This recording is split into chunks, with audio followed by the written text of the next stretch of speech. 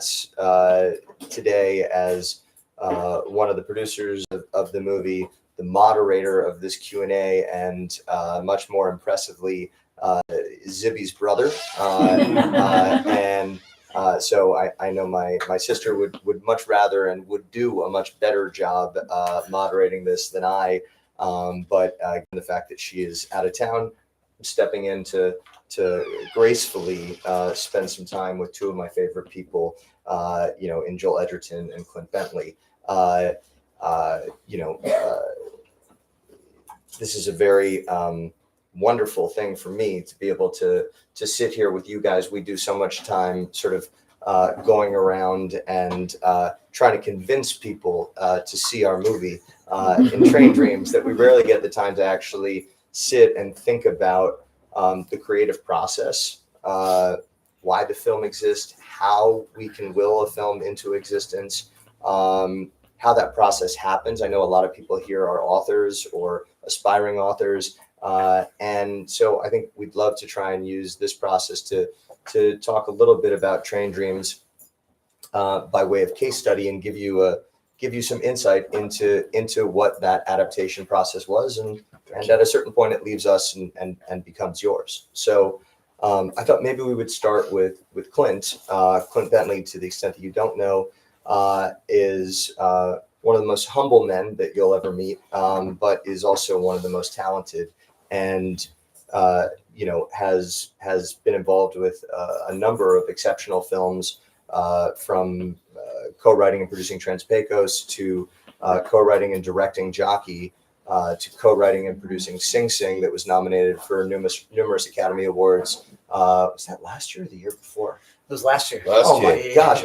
So March last year, and now you're back again with Train Dreams, which you co-wrote and obviously have directed. I guess maybe just take us through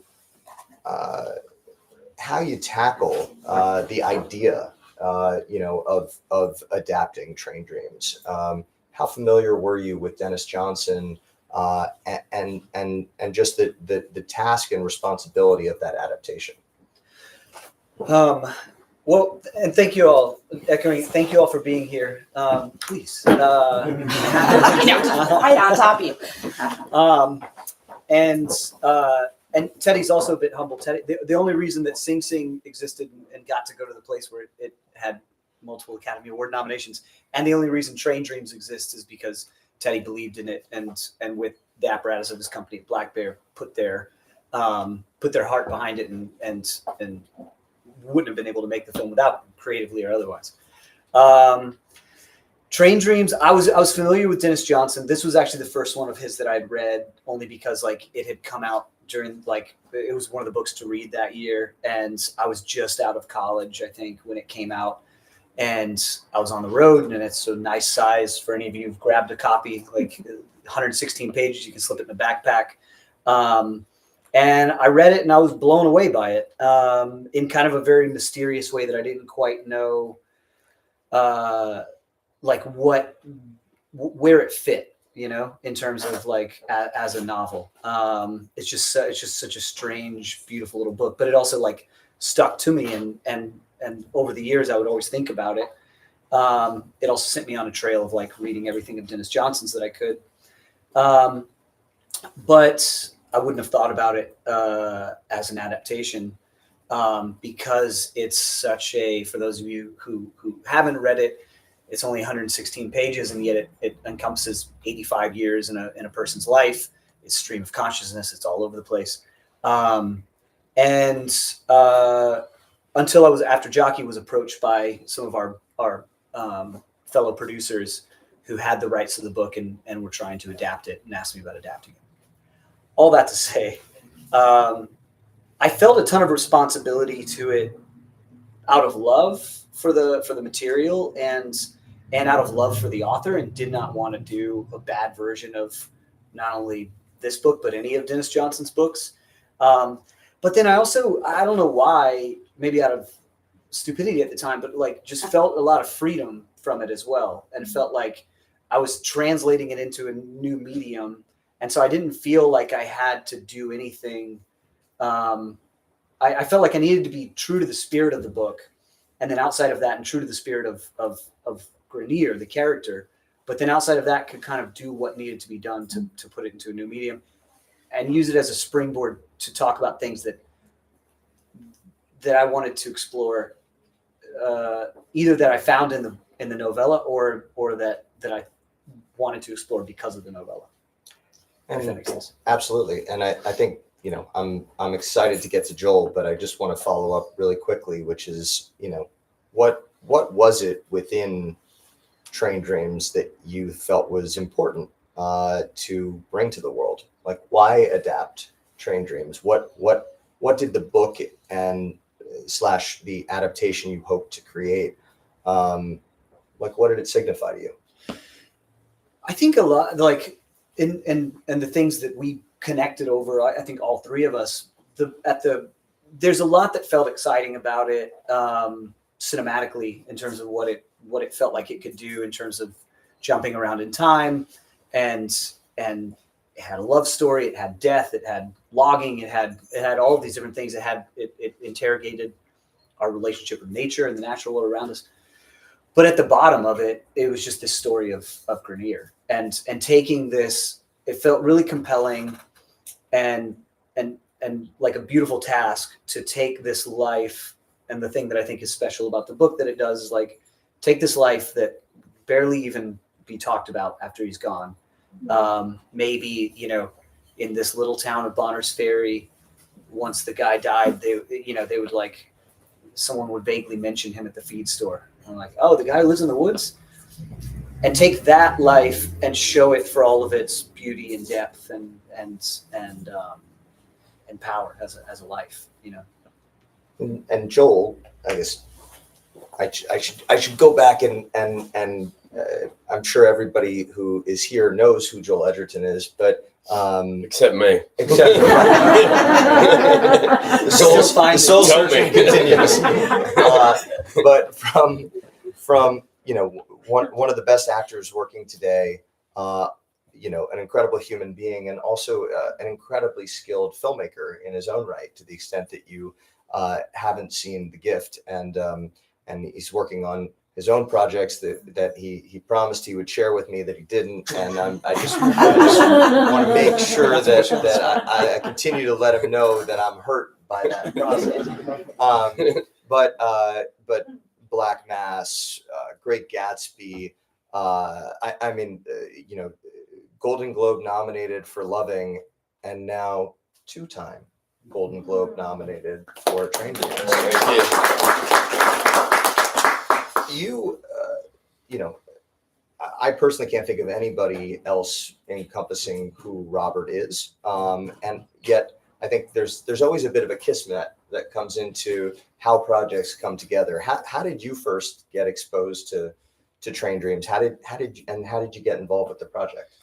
So I had been gifted the novella on the heels of the second film I directed, which was an adaptation. The only time I've ever made a movie that was an adaptation of Boy Erased. And I was gifted the novella, you know, on wrap by somebody on the crew. And when someone gives you a book, you know, it's different from walking into a bookstore.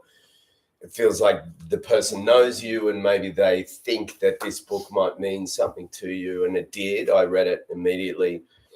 In fact, I think I was just telling Clint, I reread the book for the 4th time on the plane, knowing I was coming to a bookstore. I was like, no, I'm gonna just read the first couple of chapters. And again, I was just drawn right in, didn't leave my seat, read it in one sitting.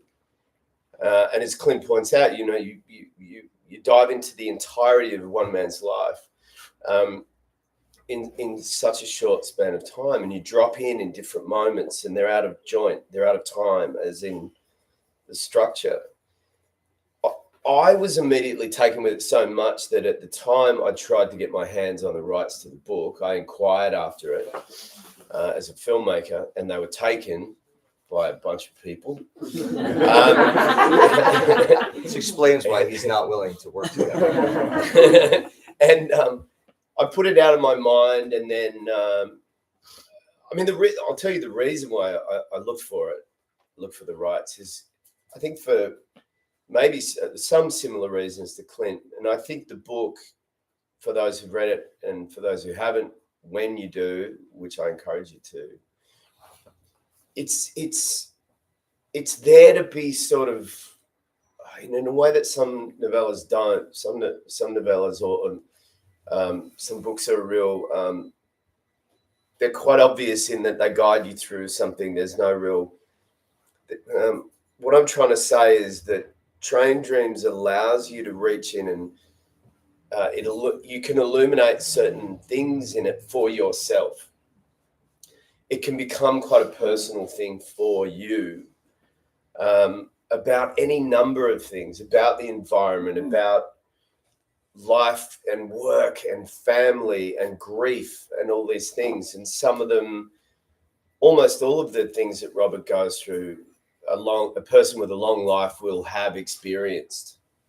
Though you might not be a logger, you've worked in some way, you have a relationship with family and connection to that and community and so on. But there are things that might really connect with you. And for me, this celebration of a normal, otherwise ordinary person and the dignity and the majesty of a simple life, to me, was really extraordinary. And we don't often see that in cinema. In cinema, we often are looking to view the life, fictional or true, of somebody who did something amazing, who saved something, who invented something,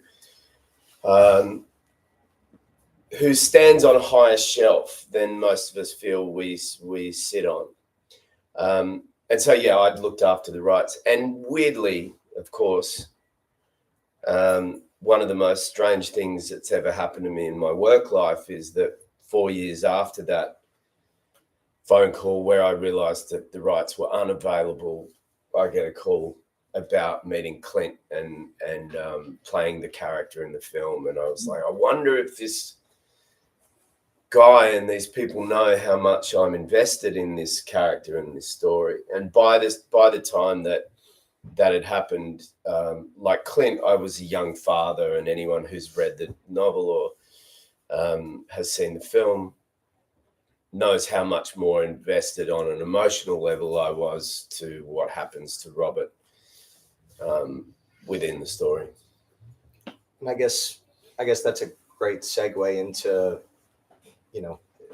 it has been fun even from when we first started to talk about how are we going to talk about this movie, which is something that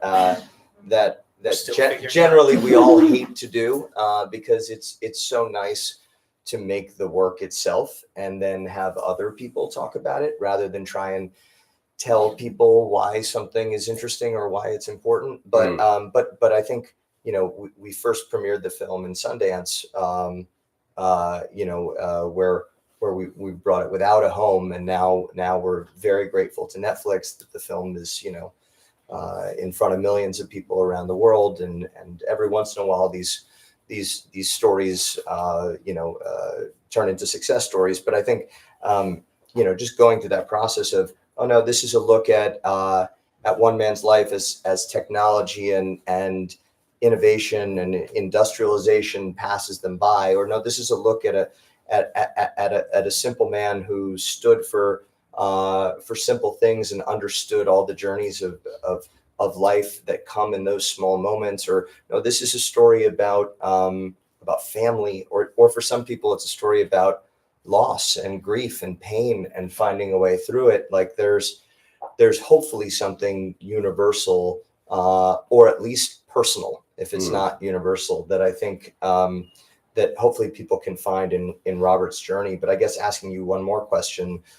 what was it for you outside of, I completely agree with you that, we generally look for IP, and obviously here we have, a Pulitzer Prize nominated novella, from one of the greatest authors, and yet it's still a an intimate slice of life, and so we tell stories, at least in my world, of the guy who saved World War II, you know, and cracked the Enigma code, or the woman, right, or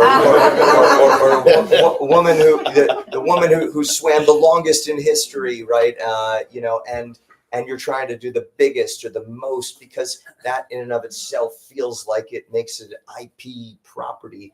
And here is like the antithesis of that. This is someone who really leaves behind no markers, right? Leaves behind, you know, there has no names on any buildings, has no signs of their own individual achievements, but is part of our fabric. But I think trying to figure out for you, Joel, sort of why is a long-winded way to get back to, like, what did you see in yourself in Robert? Well, I think we all see ourselves as ordinary. And I think that relates to even people that from the outside we view as extraordinary. I think we all relate to the idea of having imposter syndrome. That it's curious that even the CEOs of or the bosses at Netflix, who you would consider in the business world somewhat extraordinary, successful people, probably also relate to the story of an ordinary person, because I think that in all of us, we see ourselves as not that special. Regardless of whether a stadium full of people think you're special, I think rock stars still see themselves as not worthy. So the idea that every single one of us is extraordinary, I think is a really great mantra to have in life. Forget about movies, forget about anything. It's like, do not disregard anyone,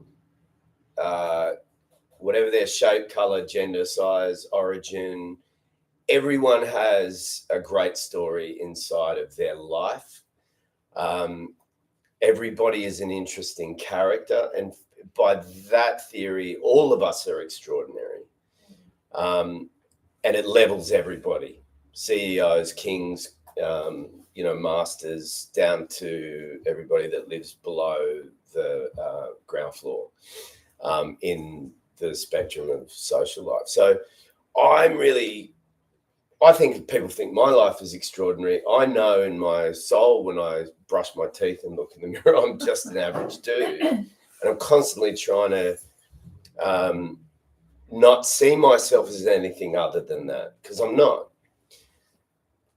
I found something really emotionally moving in the story of Robert, because I think that it's full of the stuff that we will all go through in life. And there are some parts of it that I can't even express or explain or articulate that just constantly drew me to that story. And when Clint reached out, it was like a no-brainer that I wanted to be a part of the film. And Clint, I guess there's getting the task of saying, okay, I'm gonna take on this challenge, and then there's actually figuring out two things, many things, right? But how are you going to write it, and how are you going to direct it, right? And you have a long time collaboration with one of your best friends, because I'm trying to get it, but with one of your best friends. Right. He would say his best friend, but you know, and they would say it's only a 15-year collaboration, but with Greg Cuidar, who directed Sing Sing, but the two of you have just done a masterful job of not only adapting stories, but of conceiving stories and creating worlds that have very strong personal stakes and really strong humanity that just goes all the way through them, that brings audiences with, while never being cloying and never pandering to your audience. I guess, what's the process that you go through for writers in the room of actually adapting? How do you find the spine of how you're going to adapt? How do you figure out your how many parts you want the story to be? In a writing collaboration? Do you split it up between plot and dialogue? and then we can get into directing. But how do you make the thing? Yeah. Teach us your secrets. It's very easy. I'm selling a book later. Write a script in 12 easy steps. It's different for everyone, and I think part of the like frustration, and Joel can speak to this, having just finished another script, and like part of the frustration, but also the excitement is like you get into it and you start a new one. And you're like, I feel like I've never written a script before. It's all just as difficult, even though you've got more tools in your toolkit. But this one in particular, I felt a shape for it pretty quickly from like a general overall shape of what the plot would do or the story would do. Of like, okay, we're going to start the first half of the movie. We're going to meet this guy at his death. And then, which the opening changed, as you know, last minute, but like the first half of the movie is going to be, I don't want to spoil it for anybody. So, but just the first half of the movie. How many people here have seen the movie? Well, that's great. All right, How many lovely. people have read the Thank you. book? Okay. Oh, wonderful. How many people were here for the food? What food? How many people came in here to buy a book and then got forced into sitting down? I just came to get a book.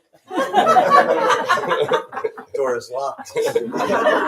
You're ours now. But I found a shape pretty quick. I had an idea for a shape pretty quickly that ended up being the shape of the movie, which is like there was a event in the book that's very big with a fire that's going to like break the story in half and kind of upset this guy's life, and then the second half is going to be how do you get on after that. Now that's one thing. Then you get into it, and Greg and I like got into it, and then that's the real work is like, okay, how do you do this?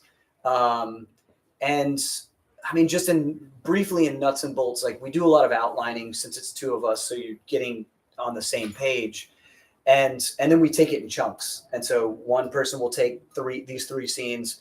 I'll take these two scenes, and then we'll swap them. And so we don't get too far ahead of each other, because you're also discovering things within those scenes that you're like, oh, that's going to be great later. There's one thing I remember, and I hadn't thought about this in a while until something you were just saying, but the what's it about? I think that was something I really struggled with, because you're always looking for that in a movie of, well, it's about this guy who's trying to crack the enigma, but really it's about acceptance of self, right? And finding your place, like, and I never could find that thing in this book. And I kept wrestling with it. And I was like, well, it's about the marriage, right? But that's not what it's about. Well, it's about grief, but that's not what it's about. And it's funny because I think like, I remember back to, I've got a writing mentor who's a novelist, and he teaches at Appalachian State University, and he teaches this book. And so I called him and I was like, Mark, I need your help. Like, what is this book about? And he's like, don't do that. This book is about life. Like, that's the magic of it, is that it is about everything. And even though like it's so spare, and like if you try and whittle it down to like one thing, it's going to ruin it, and you're going to lose the magic of it. And I think like we were lucky. And one thing that I've learned that I don't know how to take forward necessarily, but like we were lucky that it was a IP, quote unquote, because like it gave the freedom to be able to like let it be loose and let it be novelistic. And I think if I had just thought of this story in the same way, either I wouldn't have had the confidence or the understanding to like know how to like fit all that in there, and to find the flow of it. But then also nobody ever would have approved it as and I think gone with it as it having that to lean on was helpful. I don't know if I answered your question. Yeah. But I think that's part of the reason why I feel like, and this is partly the result of responses from people watching the movie, and I'm sure you guys, we all feel the same things. It is different things to different people, Yeah.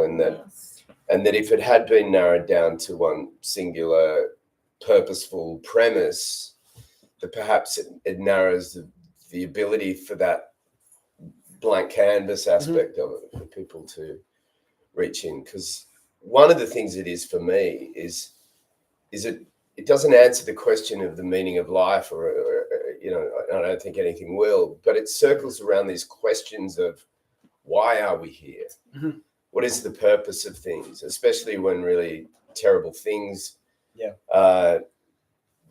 happen to you in life, and then what happens after that line in the sand of your life is you know, the world keeps turning and swallows up events, and things get easy, but you move on. And I've heard Clint say many times that, you know, the great thing about human beings is they're able to get up, and there's this necessity somewhat to just put one foot in front of the other and keep going. And so the movie can be very different for people who have had these bigger, more seismic experiences. And in that sense, it translates into a slightly more hopeful feeling than some of the more naive, not naive, but younger, more unblemished lives who haven't been through some of these big events, who can see a greater sadness in it, perhaps because they know that there's an impending danger in the world that may be in front of them at some point.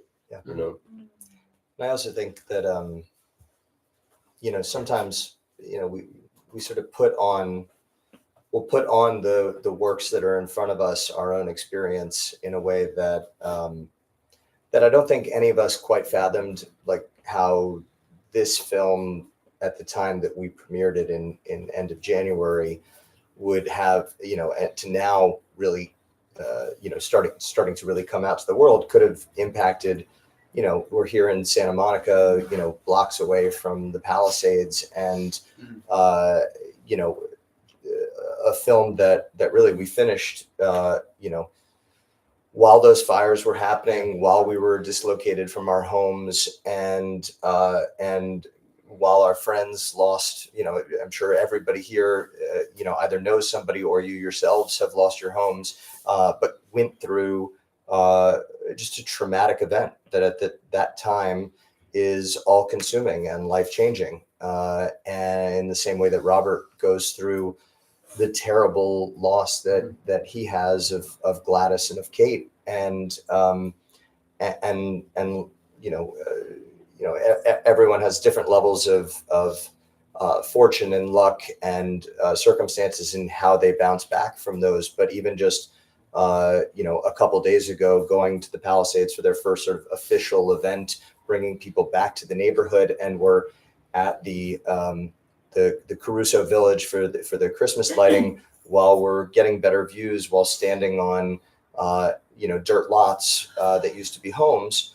And it's painful and it's bittersweet, and it's growth and rebirth at the same time that it's loss and triggering suffering, and that's just one very small yet obviously massive experience for those who go through it, that I think everybody in life sadly experiences. And we try to tell our children it isn't about being protected, right? It isn't about making you happy on a consistent basis and avoiding pain, but it's about going through the ups and downs of pain, loss, joy, friendship, sadness, to feel all those really, really difficult emotions in order to appreciate the beauty, because there is beauty, and you wouldn't necessarily understand it without all the pain that comes with it. This is a way to go to the next question, which is really how was it actually making this thing? I tried my damnedest to not be there. No, I loved working with you guys, and it was like a complete joy. But you know, Clint, you chose an aspect ratio that I haven't seen in 70 years. And didn't tell anybody about it until the first day of filming. I didn't tell anybody about it. That was frightening to show up and be like, oh my gosh, well, you know, it is a story of a logger, but we're making an epic. And then you see it, and it's this square box that Clint chose to frame, and I'm like, oh my God, we're gonna lose all our money. This is not gonna work out. But to your credit, you didn't say anything about it on the day. I said, a fellow producer, Michael Highmore, in the back, I went to him, I said, oh, we're in trouble.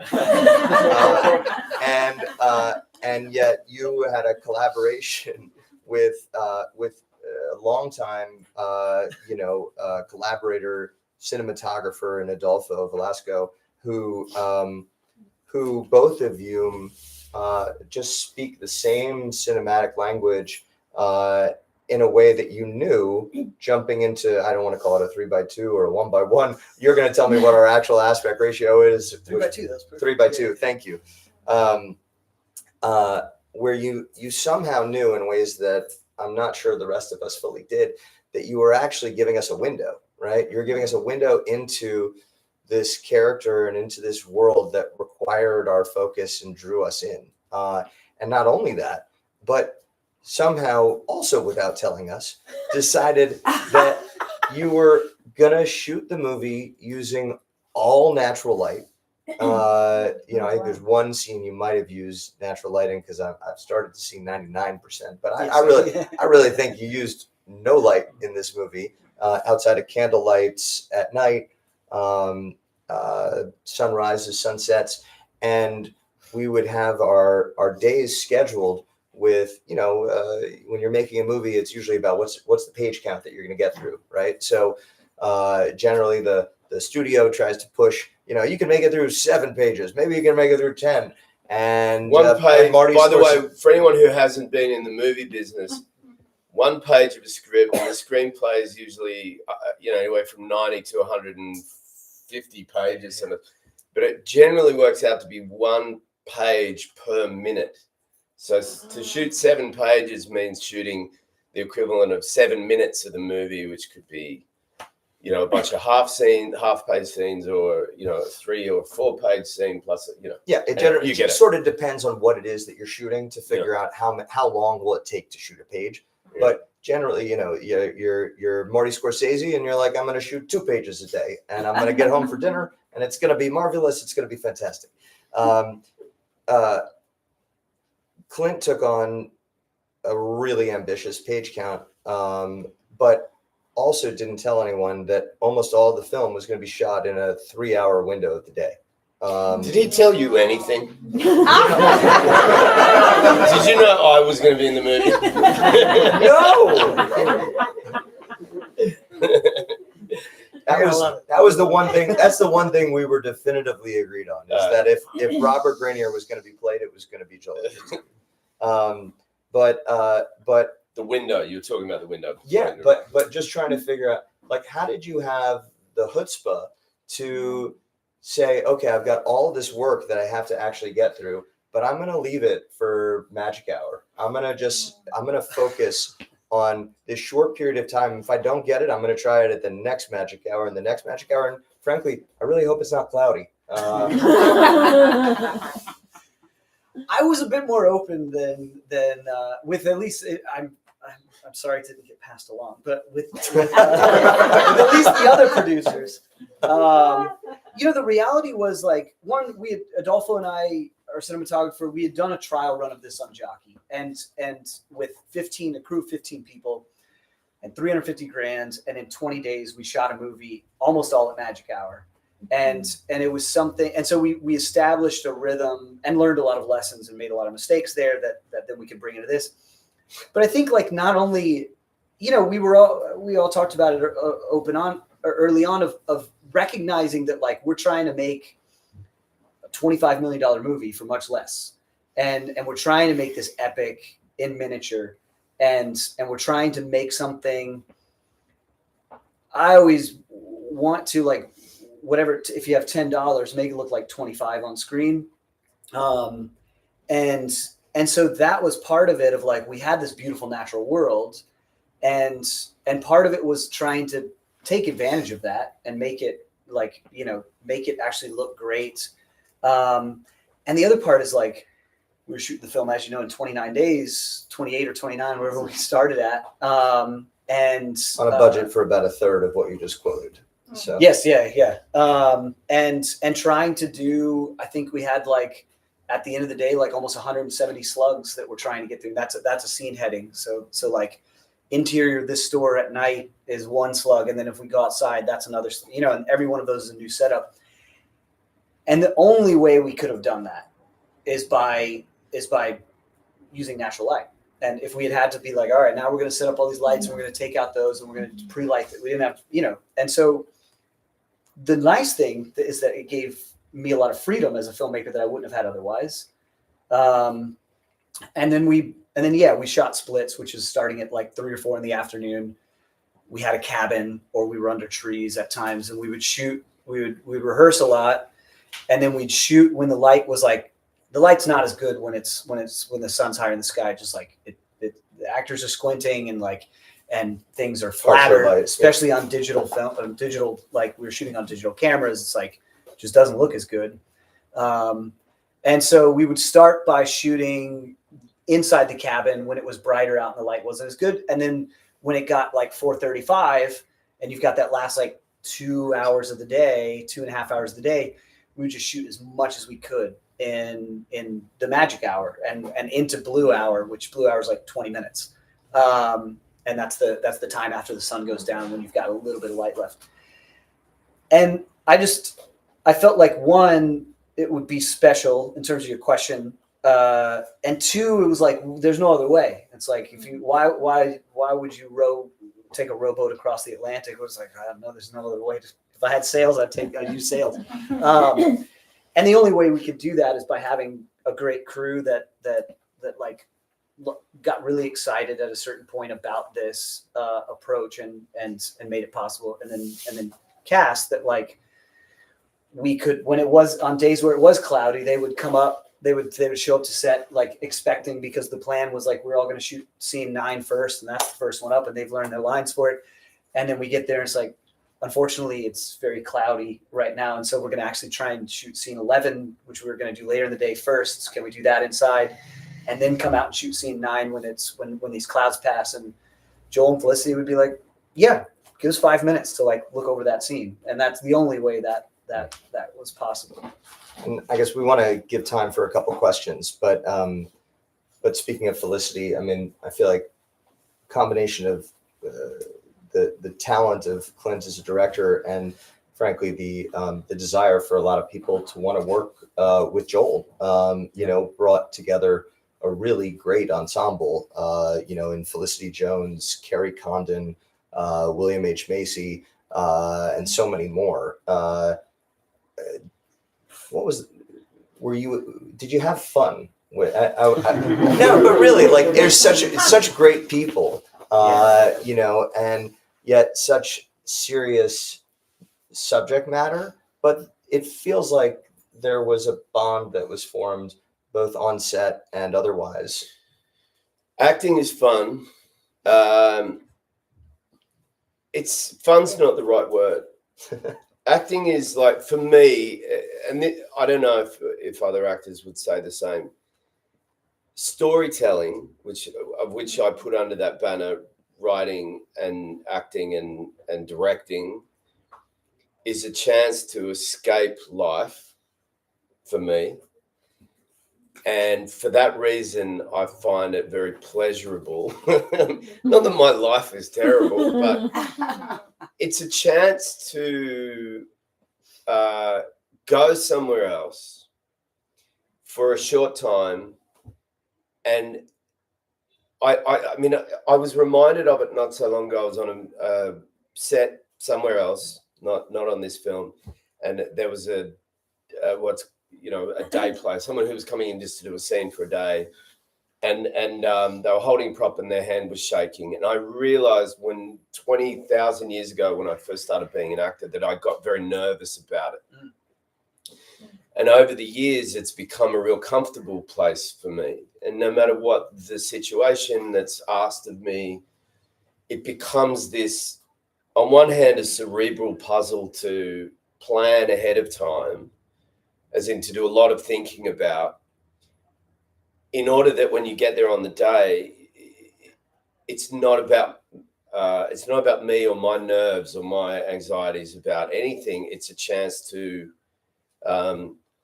be in a scene, and when you get to be in a scene with someone like William H. Macy, with Felicity Jones, with Kerry Condon, with John Deal, with Nathaniel Arcand, all these amazing actors, it becomes even better because it's not just about one actor separately to another actor. It's a dance. It's a duet. It's whatever you want to talk about, or if there's more, it's a band, and you're all doing it together, and it only becomes a living, breathing thing if the writing is great.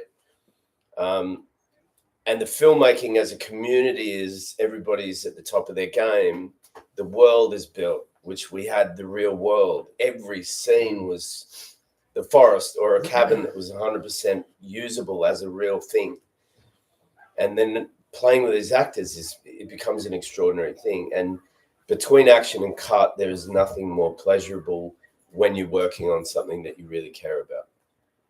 Well, and pleasure is fun, isn't it?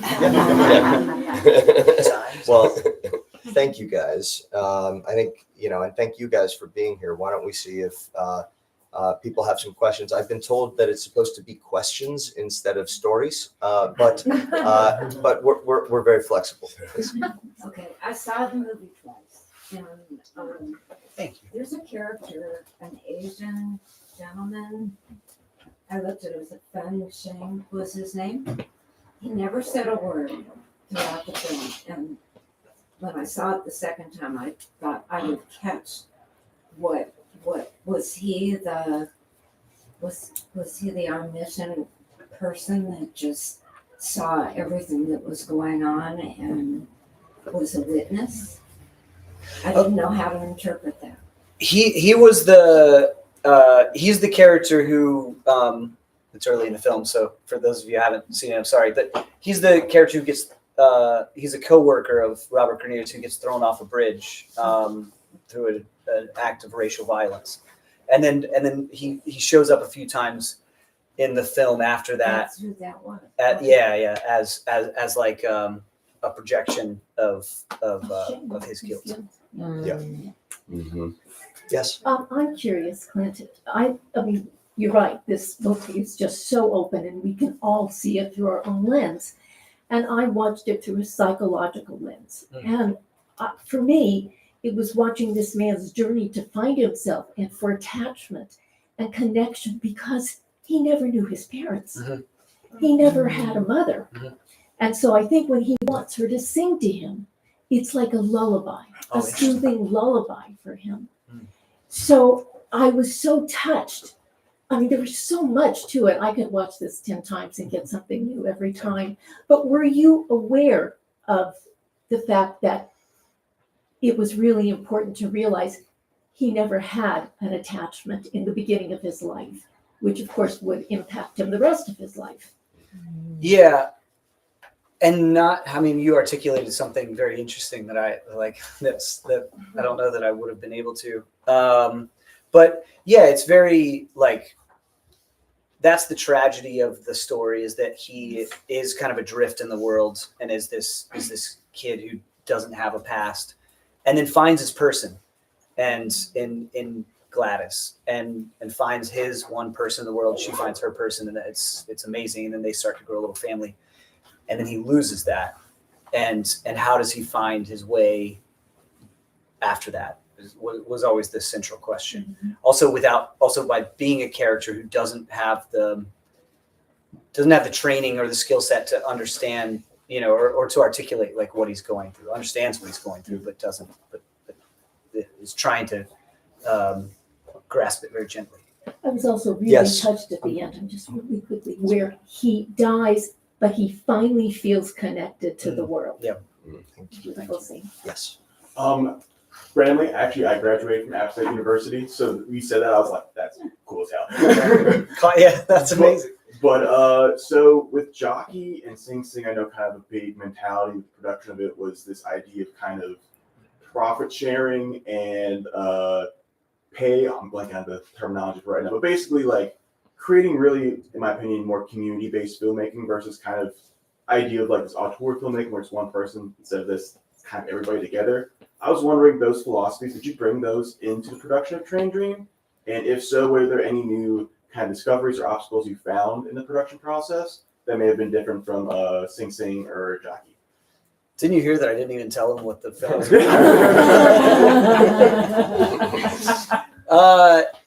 We with some of the pay equity and stuff and all of that's something we've figured out, and with Teddy's support on Sing Sing, we figured out on those two films how to do it on a smaller scale. This was a bigger scale than that. And it didn't make sense in the nuts and bolts way. Yeah. I think we're still trying to learn how to do that. Mm-hmm. But bringing those, it was very important still to bring those ideals, I guess, into the situation where it's not like, I don't know, like I think as a film does need one person steering it, especially a film like this. It'll fall apart if it's not, if it's trying to serve too many masters. At the same time, like a lot of the greatest ideas in the film and a lot of the greatest scenes did not come from me, you know, and so I tried to remain open as much as possible, and along the way. Yeah. I think we have time for one more question. I think you had It's not a question, but it's a comment. the comments. A compliment. I love the film. I thought it was beautiful. I thought it was poetic. And I appreciate that there was a subtle tension all the way through. And then I felt like it was this beautiful sigh of relief when he was in the plane. And when he said, I don't want to ruin it for anyone, but he was connected. And I just felt like it was this whisper all the way through. And I felt personally a sigh of relief for him. I just thought it was so subtle and so beautifully done. And when you're talking about the big films, there was beauty in the daily life, and I felt it was such a payoff for me. So thank you. Thank you. Well, thank you. I think Clint was speaking. I should stop speaking on your behalf, but I think that the ending of the film and that moment was incredibly important, and to find a way to help you understand where Robert is and where we are as the audience and as society in a way that doesn't feel, again, like we are forcing a conclusion. So I know, It took us a while to find. I was going to say, Clint was debating verbiage shot by shot, like down to days before the world premiere. Yeah. So, but it's just wonderful for all of us to hear that that people here have taken the time to see the movie, because time is your greatest resource, and the fact that you made time to be open to this film and made time to be here and are sharing in the experience of Train Dreams, and hopefully telling others that you know to see it. It means a lot, and it actually has a real impact on the reach of this film, which is really why we're here. I know there's award season and all that going on, but that's really just a tool to help audiences connect with a story that we hope will resonate for time to come. So thank you guys for being a part of it. Thank you.